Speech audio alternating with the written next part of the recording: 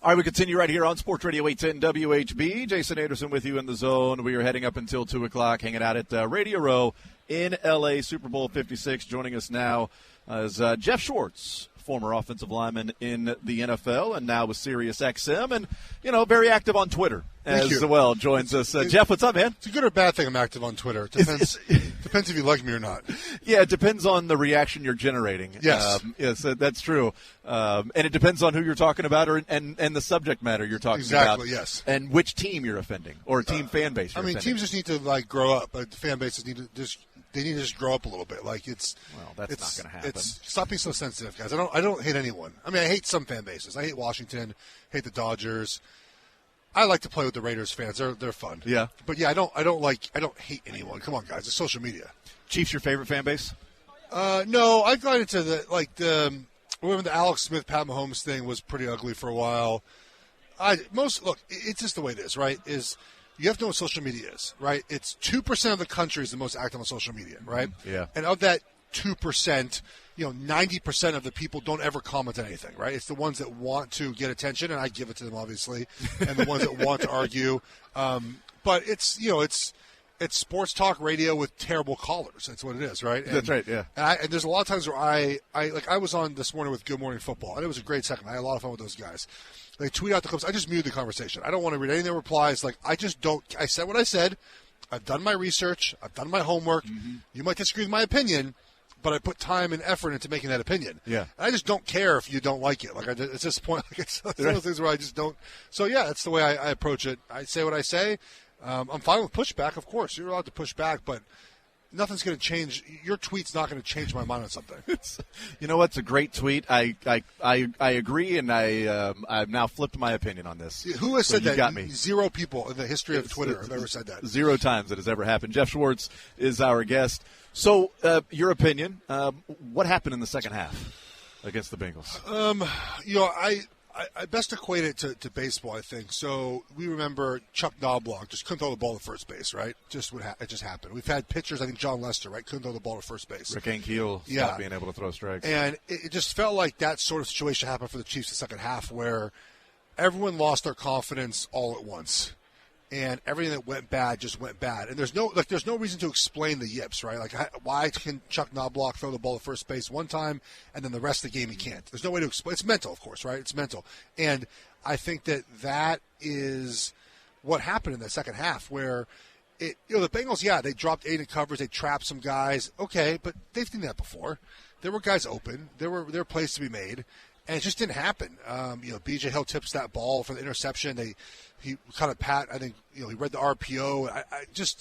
It was a weird half, man. And all of that being said, as bad as the Chiefs played the second half, really offensively, defensively, I think they held their own. And that's kind of what, if you had told me they allowed 24 points in the regulation, but they won the game. Especially when they were up 21 to 10 at half. Through all of that, you have 1st and 5 at the 5-yard line with under 2 minutes left. Yep. You need a touchdown to win the game, essentially, right? And they just didn't execute. They couldn't do it, right? 1 yard and then backwards. And it's an unfortunate way to end the season. And I think it's always going to live with them. Mm-hmm. And they can use it, obviously, for motivation, or they can use it, they're the players and coaches, for motivation for next season, or it can kill the vibe with the team. And I trust them to use it for motivation and make some changes, just maybe mentally in how we design our offense a little bit to get this done. Yeah, Geoff Schwartz is our guest. Could it be that, again, yips, that makes sense, but it seems like everybody's looking at that last play of the first half, and that's changed the whole thing. Can one play like that? Because even if he throws it away, Geoff, it's 3 points, right? I don't think so. Look, the Chiefs gained every yard but one in the first half. Available to them, Yeah. And, I think they were trying to match the Buffalo Bills the week before, who got every yard, or 2 weeks before, they got every yard possible against the Patriots. And, I thought to myself, if I'm in that situation, I'm bummed that we didn't get that point. Mm-hmm. But we're also up 21-10. We get the ball out of the half. Just go score at the half. Yeah. And 28-10, the game's over. And if you watch that play over and over again, and to be fair, I need to learn some RPO reads because I don't know what, not just the Chiefs, but what we're doing RPOs now. But look, Pat looks straight ahead. He sees Eli Apple running over the top. Yeah. He's like, I'm going to throw it to the guy who makes that play 99 out of 100 times. It just didn't happen on that play. And I'm fine with the aggressiveness. I would much rather Andy be aggressive than not. It just didn't work out. But it should. that play. Okay, you have a bad play. Yeah. It shouldn't have made the difference in the way they played in the second half. Yeah, and hopefully it doesn't make a difference going into the offseason as well.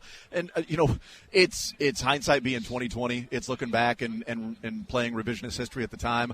But when I think about it a little bit more, and it would have taken some stones if they're sitting at 1st and goal at the 1-yard line with 9 seconds left, if they just said, we're going to run it down their throats. Because, what are the odds of the Bengals bringing in a goal line package, right, and saying we're going to stop the run here?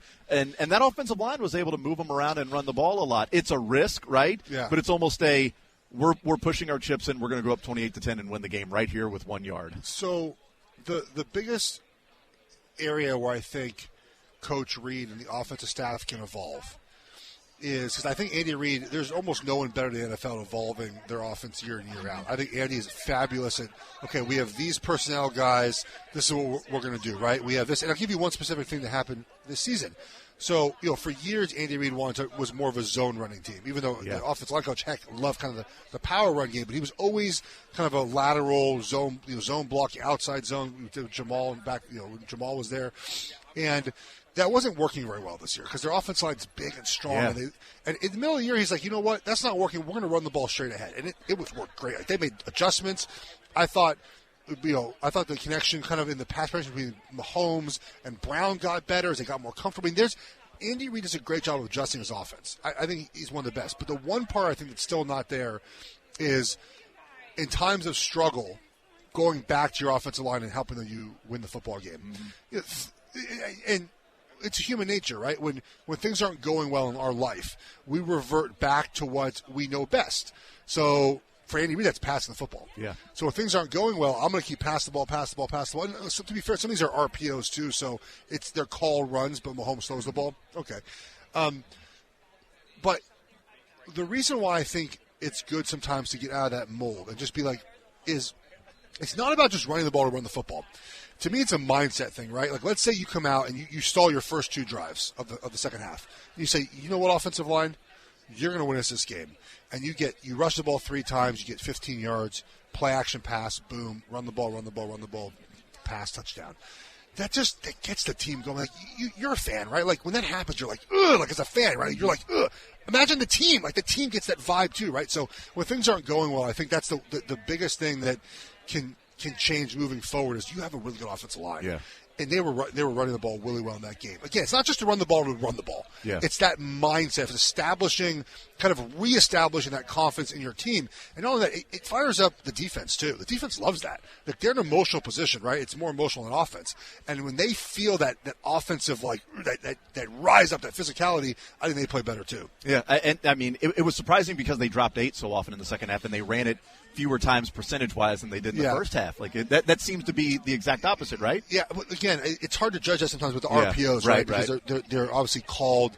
And again, I talked to people after the Chiefs game. I've talked to people a couple of this in the season. Like, I need to kind of relearn RPOs because they're a lot different than when I played. When we started doing with Chip Kelly all the way back in 2007.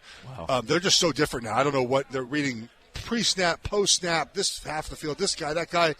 I don't know what they're doing, but typically Pat's really good at them, right? I mean, they're and he does RPO where he looks left and turns back right and he does a great job with all those RPOs. So it's a big part of their offense. So I think just kind of getting back to being in moments of crisis, being physical, like just going and getting it done instead of just relying on the pass so often. They were sitting a year ago at this time, a week from now at this time, of not knowing what their offensive line was going to look like. They traded, they signed, and they drafted 4 guys. They did it in different fronts to redo that offensive line, and it was awesome this year, like you talked about. Now they go into this offseason, and Orlando Brown is a free agent. I believe March 8th they'll put the franchise tag on him. What did you see with Orlando Brown as a left tackle? Worth the money that a guy that came along? What was your assessment of Orlando Brown on the left side? I think early on there were some struggles of trying to kind of find his rhythm in this offense. He played in such a different offense at Baltimore, and just trying to find his place in his kind of technique in this offense. Yeah. And I think once he did that, there was a marked change in the offensive protection, like pass protection. Right? I think we saw that Holmes got more comfortable and Brown kind of figured it out. When you look at what you do at that position, well, the draft this year is not great. You're not probably when the Chiefs are drafting back in the 20s. not finding Neal, Cross, and Icky are all gone. You're not drafting Trevor Penning to start left tackle on a Super Bowl caliber team right away. There's just not that guy kind of there. And the Chiefs, I think, rightfully saw that in last year's draft too. We're not getting anyone at 31. So the Chiefs are left with, well, what are the options? You don't really have a guy on the roster who's a left tackle. Teron Armstead might be a free agent, but he gets hurt 3 or 4 times a year. Mm-hmm. I think you have to pay Brown. You traded that asset for him in the first-round draft pick, and he's healthy. He plays every week. That's very important. I said that last week. He plays every week. He's there every week. Yeah. Is he a great left tackle? No. Is he above average? Certainly. Is there room for growth? Of course. He can continue to get better. Yeah. But I think that right now, when you look at the structure, you're not paying your center and your right guard and your right tackle. You're paying your left guard, obviously, and you need your left tackle. So I think they almost have to do it because of all those factors. I don't think you go in free agency really and not have that position filled up. And again, there's not many options, especially when it feels like they're going to focus so much on defensive line.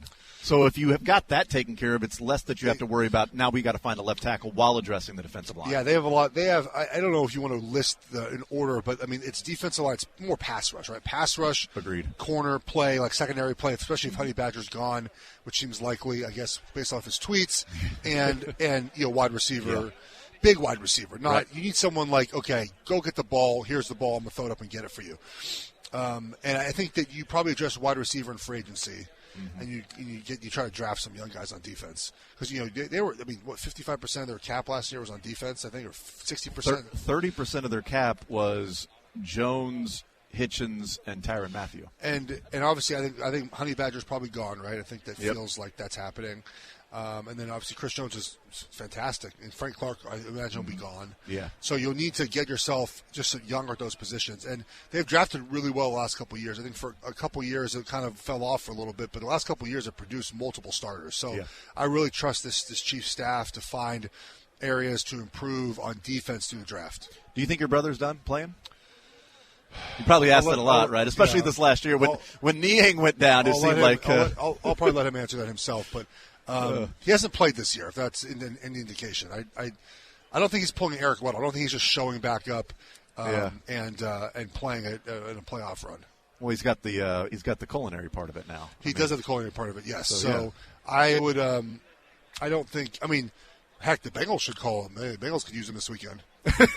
That's right. Is he as good with the barbecue as it looks like? I think he is, yeah. Okay. All right. Rams or Bengals before we let you go? I'm picking the Rams. Okay. Come on. It's just – I'm not doing the Bengals. I just can't. I can't do an offensive line that can't block anybody.